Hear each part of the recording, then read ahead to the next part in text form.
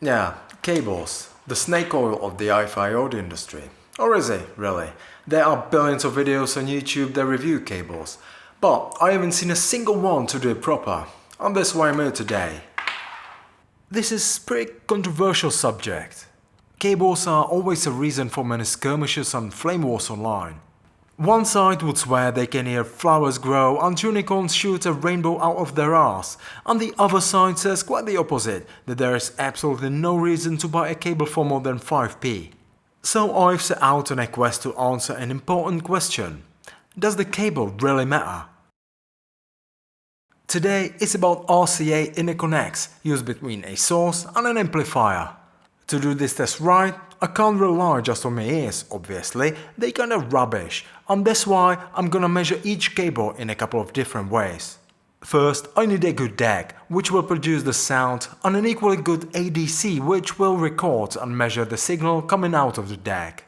The DAC I'm gonna use is Gusted X16 connected through an RCA cable to an ADC. Play some stuff, generate some frequencies, and measure the outcome with a couple of measuring software. I'm pretty sure this test is not gonna be as ultra accurate as if I used some professional measuring equipment, but it's gonna be enough to find out what I need to know. Somewhere out there are people calling themselves audiophiles. They usually buy ridiculously expensive cables in their search for every bit of something, anything that could improve the sound of their system somehow.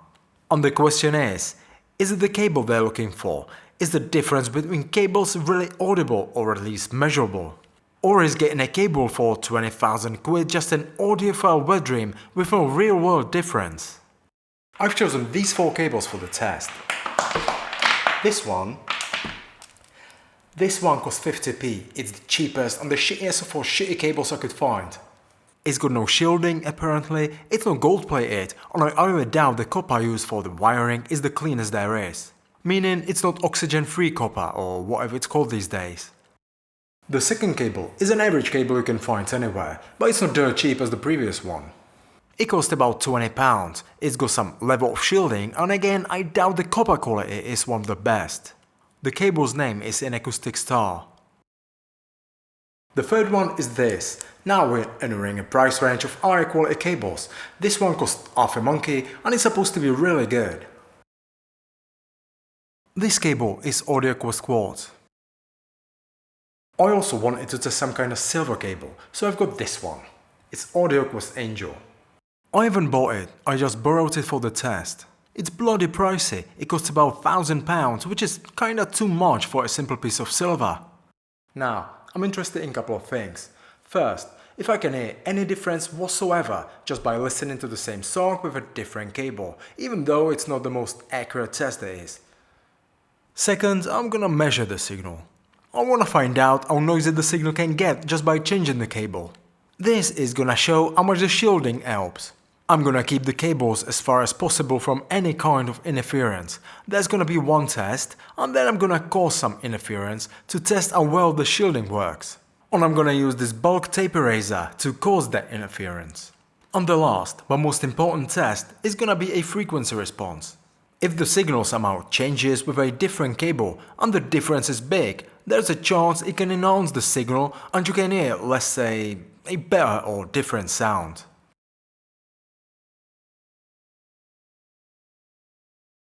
Let's have a look at the noise first. The cheapest cables got no shielding and the noise floor peaked at about 82 decibels.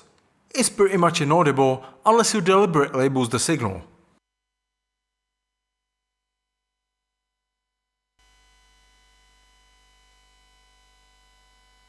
The inacoustic was a lot quieter, it peaked at about 102 decibels. I also boosted the signal just to test it.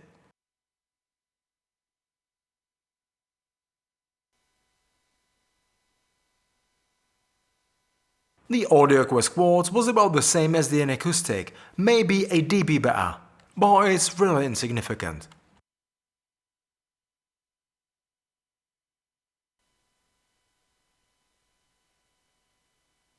And now for the AudioQuest Angel. It kinda surprised me. The box on the website boasts how they managed to reduce noise and improve shielding and blah blah blah, and this is the outcome. And as you can see, it's nothing to write home about. The cheaper cables did much better job.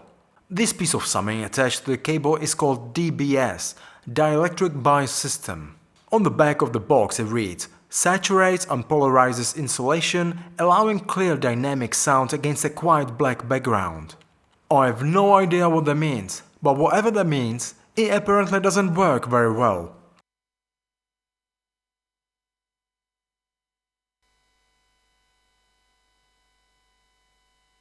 Now, let's test the same thing, but with the tape eraser turned on.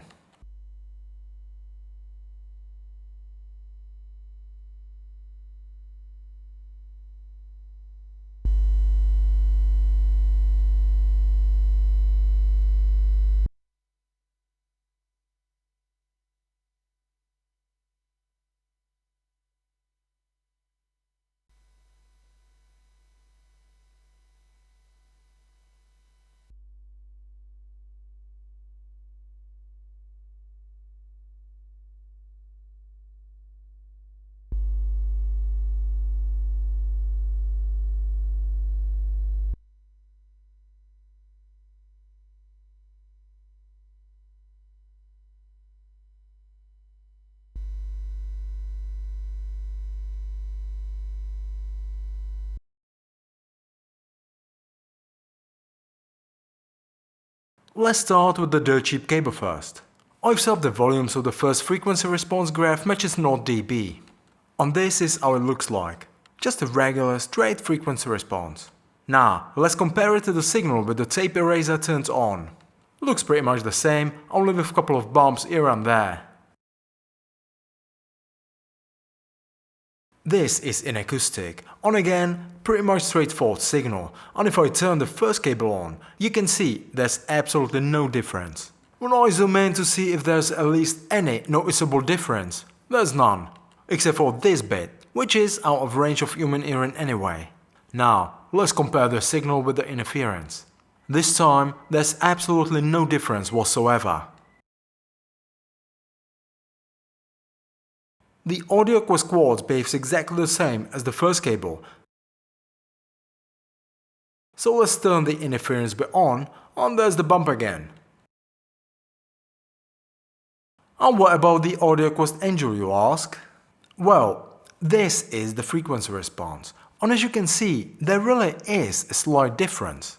The progress is exactly the same as all the other cables, but it's about 1.2 dB quieter, which means there's a chance it may actually sound a bit different.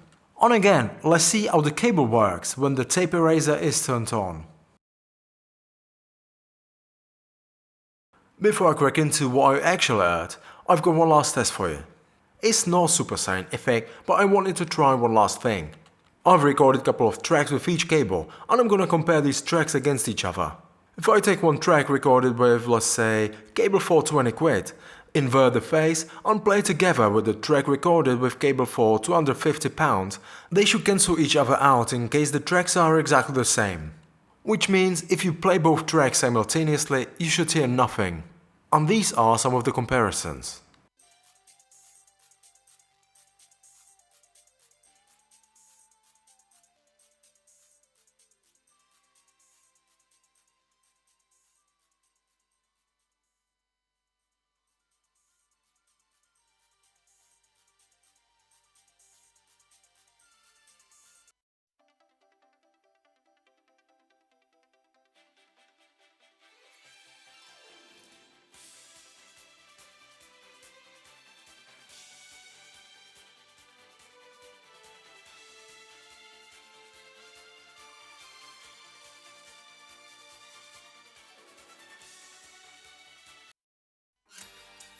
Amici altrove, amici per errore.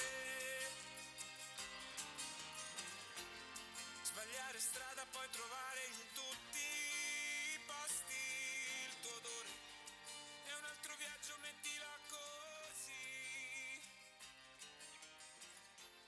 Stringimi forte che non voglio perderti. There are two possibilities why it's like that. Either the signal is really a bit different, or there are some errors in the recording process. Unfortunately, I couldn't include AudioQuest Angel in this test, cause the recordings made with this cable were a lot quieter and I couldn't match the volume levels exactly. I've quote-unquote listened to these cables on two different systems. Gusted X16 connected through these cables to Yamaha B3 amplifiers and Infinity Kappa 9.2 loudspeakers. The second system was my mate system. Topic D90 SE connected through the RCA cable to Accuphase A75 on some custom-made loudspeakers. Long story short, between all four cables, we couldn't hear any difference whatsoever.